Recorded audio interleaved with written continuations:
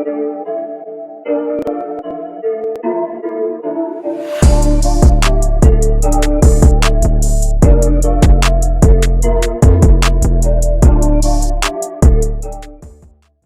up, everybody? My name's Parasite. Welcome to Rebuilding Nebraska, my NCAA Football 14 College Football Revamped Coach Mode Dynasty. That is right, NCAA Football 14 is coming to the channel.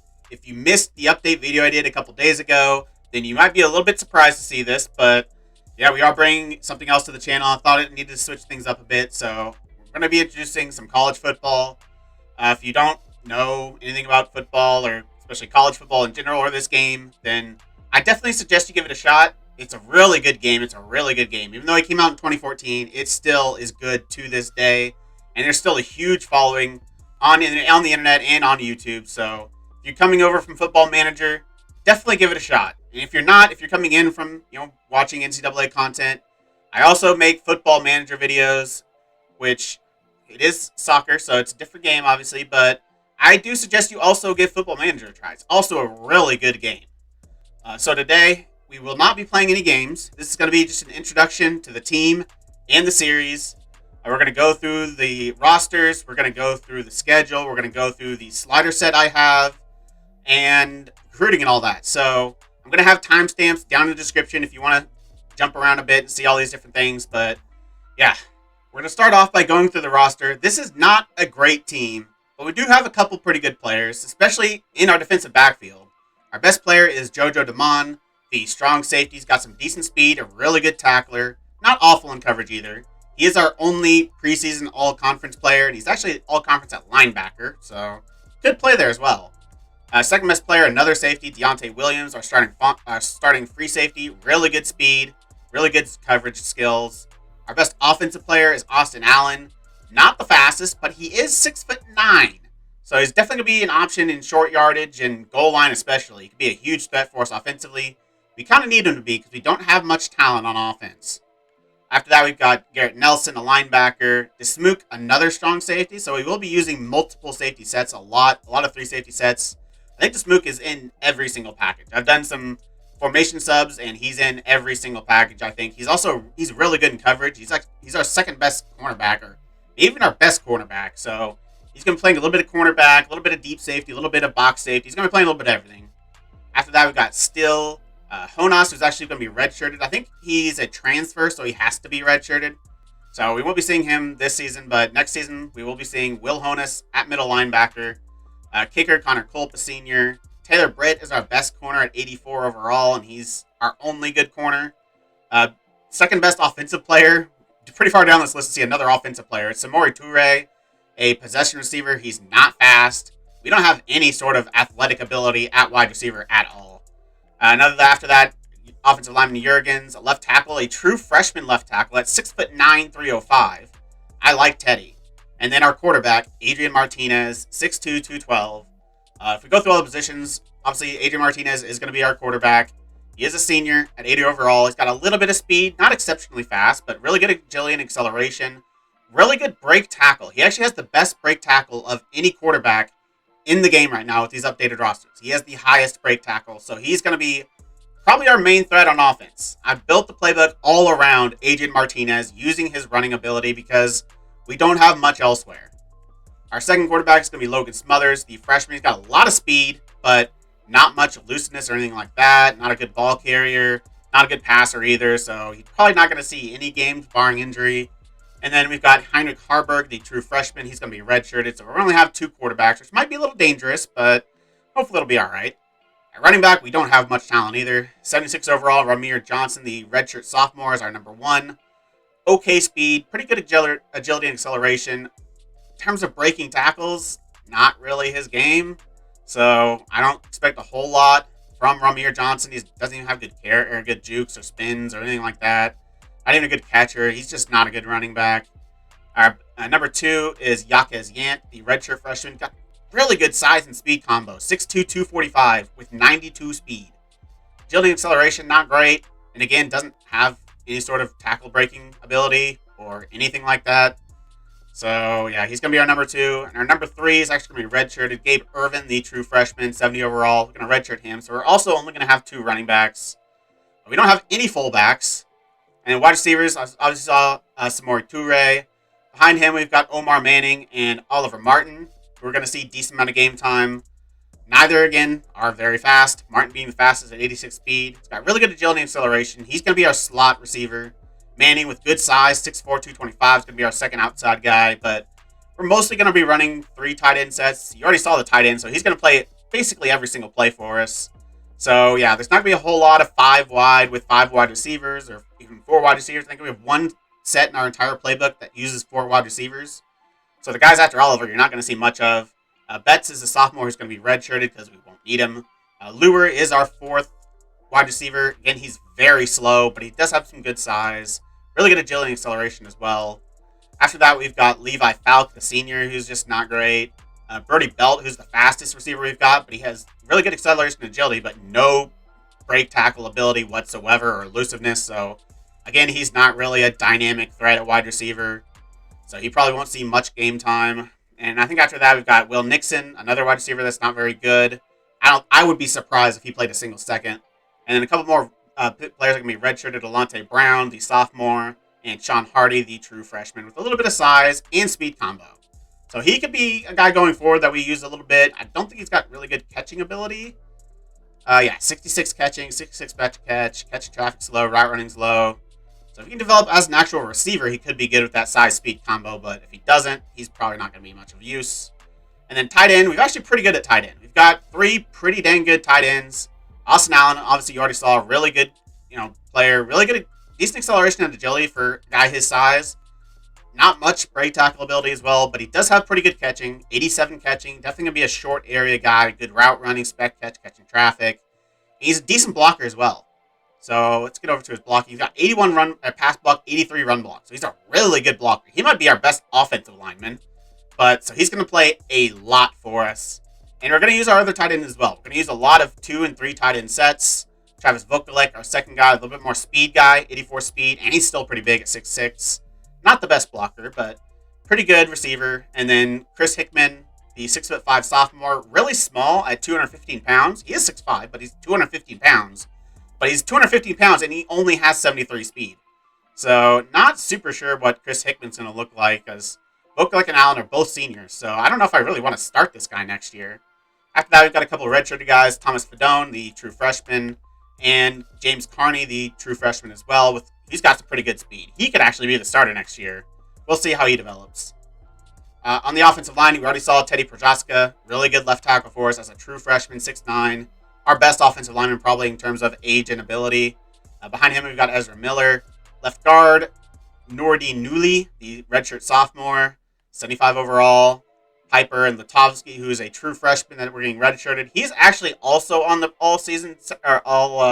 the preseason all-conference second team, even though he's a 68 overall freshman that's being redshirted. I don't understand that. Center, our best offensive lineman in terms of ability, 82 overall, Cam Jurgens, the junior. Right tackle, Matt Sichterman, 74 overall, so not very good either. We got Bando and Banks behind him, and Michael Lynn. We've got a lot of guards, even though none of them they're very good. And then right tackle, we've got Turner Corcoran, another freshman, this one a redshirted freshman, 79 overall, so we're pretty decent at tackle. But inside, we're not great other than the center. Defensively, we've got a decent defense. It is a 3-4. Ty Robinson, 6'6", 305 is the left end. And then Ben Still, the 6'5", 290 right end. He's got a little bit more pass rush abilities, good agility and acceleration, decent speed. And I think his pass moves are okay. 76 power, 76 finesse, 78 block shed. So it's pretty good all-around defensive end in a 3-4 set. Defensive tackle, our nose tackle is Damian Daniels, 6'3", 325, 87 strength, so a decent nose tackle. We've got quite a few people behind him, too. Buckley being redshirted, and then we've got Hootmacher and Riley. Outside linebacker, Caleb Tanner, who's our best coverage linebacker we've got. Behind him, we've got Payne, who's being redshirted as a senior, but he's not going to start, so I might as well redshirt him. And then we've got Jamari Butler. And middle linebacker, obviously, Honas, we are redshirting because he's a transfer. So our starting linebacker is going to be Luke Reimer, the 79 overall. Decent run stopper, decent speed. not great. And then Heinrich, when we're playing that 3-4, he's going to be our second middle linebacker. Not too bad. And then one of our better players, Garrett Nelson, right outside linebacker. More of a run defender. He's very slow. Decent pass rushing ability without being that great. So even though he's got a high overall, I don't know if Garrett Nelson's going to be too good for us. We're going to use him in some creative ways, though, with his ability he's got. Cornerback, I told you we don't have much, and we don't. Taylor Britt, okay at 84 overall. Decent agility and acceleration. Speed's okay. And his corner ability is okay as well. Pretty good. 89 man, 89 zone, 89 press. Good play rec, good pursuit. He could be a pretty good corner for us, but after that, we have nobody. Newsome is our number 2. Again, not very good. Johnson's actually going to be our slot guy, Tyreek Johnson. He is a little bit lower overall than Clark, but he's a better corner. And he's more suited for the slot than Clark is at 6'4", 200 pounds. So Clark definitely going to be our 4th guy. And then behind him, we've got Buford who's being redshirted, Lynham, and another redshirt, Malik Williams. Safety, that's where we're really strong, though. Deontay Williams, we already saw, really good free safety. Pull Gates behind him, pretty good sophomore. And then strong safety, Doman, beast. Dismuke, really good. Says he's a hard hitter. He's not a bad tackler, but he's a really good in coverage as well. So he's one of our most well-rounded defensive players.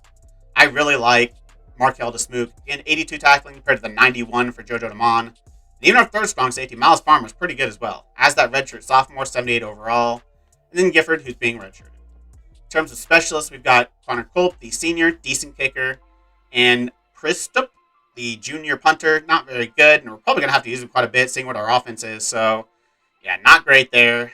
If we have a quick look at the depth chart, just so we can see all that, it's pretty similar to what you just saw, but go through like the returners and stuff. Obviously, quarterbacks, running backs. Manning's actually, I think, going to be our 3rd running back in case we need him to, because he's got the best sort of break tackle ability of all the rest of the players we have. So he's the emergency running back. We don't really have an emergency quarterback, so I'm just praying that they don't get injured. Fullback, Vokalek's going to be the fullback in case we ever do use one, which I think is only in goal line. Toure, obviously, number 1. Manning 2. Martin 3. Allen, Vokalek, Hickman. And the offensive line, kind of what you already saw. Defensive line, kind of what you already saw. Daniels, Riley, Hootmacher is the 3 defensive tackles. Tanner on the left. Reimer and Heinrich through the middle. Nelson on the right. Taylor Britt, Newsome. But Dismuke is going to be playing a lot of cornerback as well. You know, if he's not playing as a 3rd safety, he's going to be playing as a cornerback.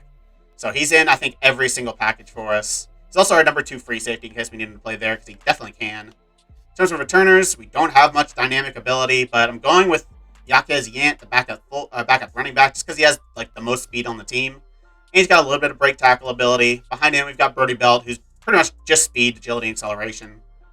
Belt is going to be our punt returner, though, with that agility and acceleration. I think it's a lot more important at punt returner than it is a kick returner, so he's going to actually start there, with Yant being his backup. And Tyreek Johnson, the slot corner, is going to be the 3rd guy. Obviously, kickoffs, Culp, long snapper, Jurgens, and that is the depth chart. Now, seeing that, we're going to go through our custom playbooks we've got set. When I'm going through the offense, like I build this basically entirely around Adrian Martinez and his running ability because he's the best thing we have on offense. We have a really good tight end, but Martinez, not a great passer. Decent runner, though. That good break tackle, I want to utilize that. So we don't have any single back sets with him under center. It's all pistol or shotgun, basically. So I've got a bunch of different pistol formations with multiple tight ends, like I said. Got one full house, which has a fullback and a halfback. I think this is the only one that doesn't actually have a tight end, but he's also playing fullback in this one, our starting tight end. Got a jumbo set, a slot set, strong and trained. We're using 2 halfbacks.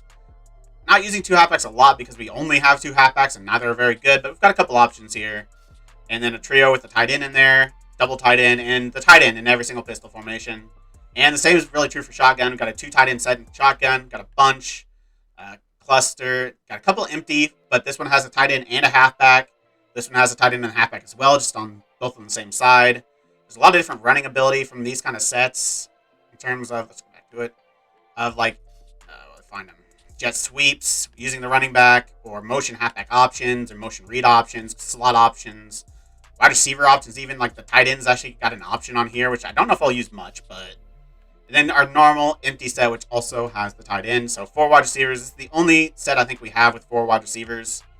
Normal, split twins, trips with the tight end, and twin tight end slot. Other than that, we've got 1 wildcat formation with the quarterback lining up behind center as well, with the halfback in the slot, fullback, which is going to be our backup tight end, Vokalek. and a tight end out wide. There's a lot of different run options we can do from this as well, which inverted veers, counters, fake jets. So we've got a lot of like quarterback powers because he has that good break tackle, and then just goal line and Hail Mary. So yeah, nothing too crazy, but a lot of running sets. I think there's an option for the quarterback to run in basically every single formation we have. Either a read option or a lead option or a triple option or a quarterback power, everything like that. I want that to basically always be a threat with our offense because that's the only strength we really have as a team.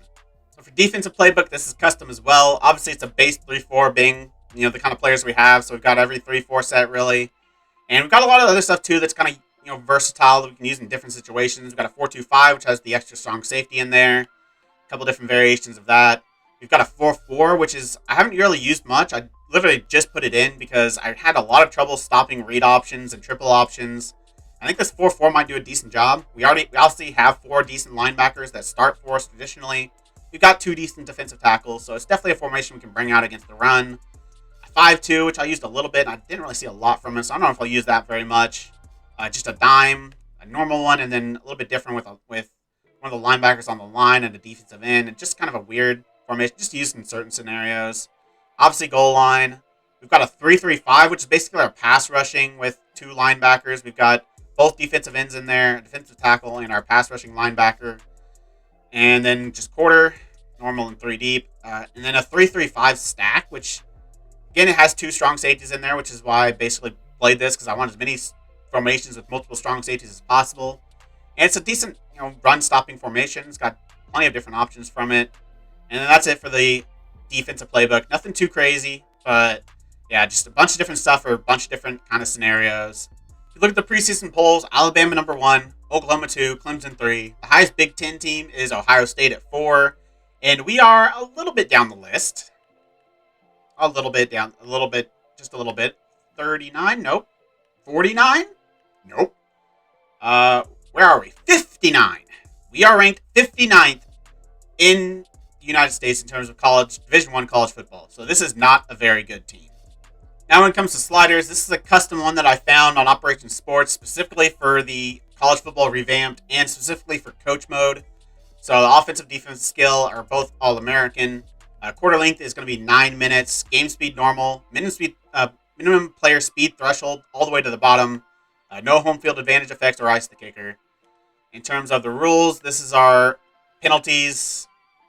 Still don't really see enough of like pass interference or obviously there's no intentional grounding, but you'll see some face masks, some holding, some false starts, some offsides, a lot of clipping. There's a lot of freaking clipping in this game.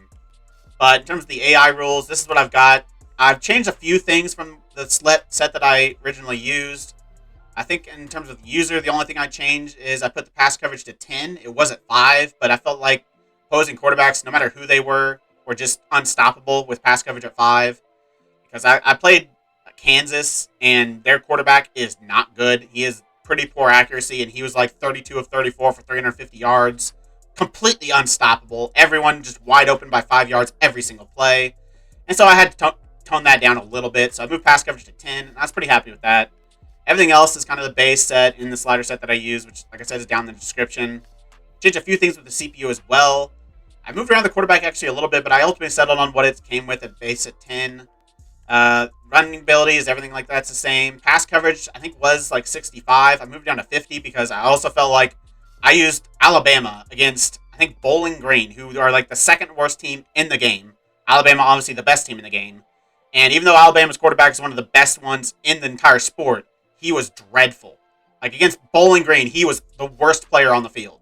He had 50% pass completion, 3 interceptions, 120 yards, even though I passed 30 times. He was just god-awful. And our receivers could get no separation whatsoever, even though they're all All-Americans, against Bowling Green. So I had to tone down the pass coverage, and it felt pretty good after making that change. Interceptions are also down to 30. I don't remember exactly where it was at, 40 or so, 35, 40. Moved it down a little bit because I feel like every single time they touched the ball, they picked it off. And especially with our quarterback inaccuracy, which I think is set at 5, right? Quarterback actually set at 5. That I felt like is a pretty big issue. So I toned that down a little bit. Everything else is the same, though. And I think that's it for the sliders. Now our first look at recruiting for this first season. In terms of team needs, we need a quarterback. Adrian Martinez is a senior, and I'm not super impressed by either of our backup quarterbacks, so there's definitely an option the freshman could start. We need a fullback, obviously. I would like to use a fullback, and we need a center. Other than that, we could just use better players at every position still, so it's not like I'm not going to bring in players at every other position. Defensively, we need a defensive end, we need an outside linebacker, and we need a free safety. But again, just like offense, we could use better players at basically every position. So if we actually go into the recruiting board, obviously scouting's not fully done yet because I don't have everything unlocked. I'm still only be able to do like 25% at a time or whatever it is. But our top two options we're looking at are both quarterbacks. Kyle Fowler, the traditional quarterback, the number 3 quarterback in the nation, 4-star recruit. And then Jeff Holland, an athlete, 5-star recruit. A little bit behind on Jeff Holland. We'll have to see how that works with him, whether USC and Alabama run away with it, which is kind of what I expect. We are in the lead with Kyle Fowler, though, with not some big teams kind of down there with Notre Dame and OU, but Minnesota being our closest competition. I think we could definitely get Kyle Fowler. But Jeff Holland is definitely the better quarterback from what we can see so far. He's got better speed. He's got better throw power, 84 compared to 79 for Fowler. We don't know Fowler's accuracy yet, so that could change things. But Jeff Holland is 78, which is solid for a freshman. He could also be a cornerback. He's got 83 man coverage, so if we get both of them maybe, Jeff Holland could play cornerback for us and just be like a backup quarterback. In terms of like breaking tackles, he's got pretty decent break tackle at 79. Doesn't have any trucking, doesn't have much of a spin move, decent stiff arm. We don't know his elusiveness. And Kyle Fowler, again, we don't know much about him. Spin move's bad. That's basically all we know. And pretty poor ball carrier vision. Agility and stamina, decent as well. Our next gun that's not a quarterback that we're looking at is Justin Roberson. We need an outside linebacker, and he looks like he could be really good. 92 acceleration. Supposedly he has B speed, so speed could be really good too. Decent run stopper, I think, with 82 hit power. We don't know what his tackling is yet. He's got good play rec, really good block shed. We'll see what he's like as like a pass rusher. I would like to bring an outside linebacker pass rusher if we're going to stay with this 3-4. And in terms of coverage, he looks like he could be okay as well. 73 zone, we don't know what his man is yet. Marquis Davis, defensive tackle, but I think I would move him to defensive end if he can get him. 6'3", 299. Could be a good 3-4 defensive end for us. He doesn't have much speed, but his strength isn't great either. So he's not perfect as a nose tackle, but he looks like he has decent power moves and finesse moves. Decent block shedding as well. So he could be a pretty good defensive end for us. Blake Harper, the highest rated player we're going after. 82 overall, good speed, really good tackling. 88 tackle, 88 hit power, 72 man coverage. If this zone coverage is also good, he could definitely play free safety. But obviously he'd be a really good strong safety as well with that tackling ability. But he's just a really good player, and we are currently top on his board so far. Marquis Davis, we're second behind Auburn. Center, Tony Roberts, top of his board. We need a center. And so he's a pretty good one, it looks like. 81 run block, 79 impact. 79 strength isn't super high, but really good acceleration. So it could be a really good puller for us. And then another defensive end option, Nick Day. Better speed, 74 speed, 82 acceleration. Finesse moves not great, though, and power moves are only okay. But he has good block shed, good play rec. 6'7", 252, so not the ideal size for a 3-4 defensive end. And we're a little bit behind on him, so we'll see what happens with him. The highest traditional free safety we have is Matt McKenzie. A little bit behind on him as well, 400 points behind, but he's pretty good. Good speed, good tackle. Good man coverage, we don't know his zone yet. Good pursuit. Play rec is pretty low, though, so that's kind of a concern. Backup center option is Mike Hines. Another pretty decent player. We're a little bit behind on him. Don't know a lot about him. Like blocking, we don't really know anything. He's got good impact, though. Also got good acceleration. We don't know his strength. Reggie Long, another outside linebacker option. I don't know about him. He's not a good coverage guy. Looks like he's just a run stopper. Maybe would be better at middle linebacker. See what his block shedding is. Fullback, we are going after a fullback, and Jake Jackson is the guy we're going after. We're top of his board, and he looks pretty good. I don't think we've scouted him at all, though, because he's a fullback, and he's a 78 right now. He's not. If he drops, if he's a bust and he goes down to like 72, still a solid fullback. Reggie Long, we're second on his board, pretty close to USC. A couple wide receivers. We don't really need wide receiver, but they look like they could be pretty good. So they've got some interest in our school. Not super high, but a little bit interest. So I'm keeping an eye on them. Brett Ball, good acceleration. Looks like he could have good speed as well. Good route running, good catching. Doesn't have that kind of elusiveness I'd like to see. Only 41 elusiveness. I really want a receiver that can have some dynamic ability, but I'll take speed right now. So Brett Ball could be that. Matt Carey's got better acceleration, but his speed could be a little bit lower. And his receiving stuff that we know currently, not great. Alex McMahon, another safety option. Really good speed, 94 speed. He looks like he'd be more of a traditional strong safety. Pretty low man coverage. Tackle could be pretty decent. Kenny Ross, an athlete. he could also be a quarterback. So he's kind of our third quarterback option. Pretty good throw power, 85. Don't know his speed yet, but he's got good acceleration. Break tackle of 80. Looseness of 87. So he could probably also be a running back. So I kind of like Kenny Ross. Where are we on his board? 400 points behind Texas A&M. McMahon, we're 240 points behind Texas A&M. Ryan Brown, another defensive end option. Defensive tackle, we would move him to defensive end. We don't know anything about his block shedding or power move, so a lot to see about him, how good he actually is. And then the rest are just kind of depth options, the positions we got better guys at, or we've got a couple running backs we're looking at because we don't have very good running backs. Again, another quarterback, tight end, tackle, which I don't think we really need, so I probably wouldn't go heavy at Zach Anderson unless he's just, like, no one else is interested. Because he could be good. I don't think we've scouted him. We've only scouted him a little bit, 20%, so we don't know anything really. Guard, another outside linebacker, another wide receiver. Do we know much about him? We don't. Got pretty good route running, though. He's got really good route running. So, he has good elusiveness, which currently says it's going to be a D, so probably not. If he did, I'd definitely be very interested. And the rest are just other players I'm kind of looking at on their board somewhere, so I'm going to keep them on here just in case some of these other guys we're really targeting don't come off. But yeah, that's our recruiting board for now. Obviously, there's going to be a lot of changes as the season goes on, and I'll bring you updates whenever I feel like I need to. But top guys, Fowler or Holland, probably only get one of them. I'll take both, because like I said, Holland could be a cornerback. Justin Roberson, Marquis Davis, Blake Harper, and Tony Roberts. Those are the main guys I'm really looking at. Matt McKenzie as well, but how far behind we are on him, we kind of need the other teams not to be too interested in him. Yeah, that's it for the recruiting board. Now let's go to look at the schedule and end this episode. So when it comes to the schedule, we're starting next episode playing Wyoming at home. It is a nationally broadcast game as well, so that's pretty cool. After that, we've got Southern Miss, a big game against number 2 Oklahoma, a really big rival for Nebraska. Like, probably, even though they don't play a lot currently without being in the same conference, they're probably still like the biggest rivalry Nebraska has is against Oklahoma. Then we've got an FCS team after that, just to kind of lick our wounds probably after we get smashed by Oklahoma. A lot of home games in a row. First Big Ten game is against Illinois at home. Then we go away against Purdue, away against Minnesota, play Northwestern at home, at Michigan. This is where our schedule gets really hard. Obviously, Oklahoma's not going to be easy, but other than that, start of our schedule, we could win a lot of these games. I think Wyoming's decent, Southern Miss is decent, Illinois, pretty decent. All Big Ten's pretty decent, but yeah, it's this stretch of Michigan, Michigan State, Penn State, and Iowa to end the season. That is a very hard stretch. I wouldn't be shocked if we lose every single one of these games. And we only have 2 home games there against Michigan State and Iowa, but Michigan State is a really good running back, so we might have a lot of trouble stopping their running game. And obviously Penn State and Michigan are still in Iowa, all really good as well. Iowa, a big rivalry game as well, so it's pretty cool to end the season with a big rivalry. The biggest rivalry we have in the Big Ten against Iowa at home. That's going to be a good end of the season. So that's going to be it for this episode. Next episode, we're going to be playing Wyoming in our first game of rebuilding Nebraska. I'll see you then. If you made it this far, why don't you like the video, subscribe, and click the bell. The links to all my socials and my Twitch are in the description. I really appreciate all your support. Thank you all for joining me, and I'll see you next time.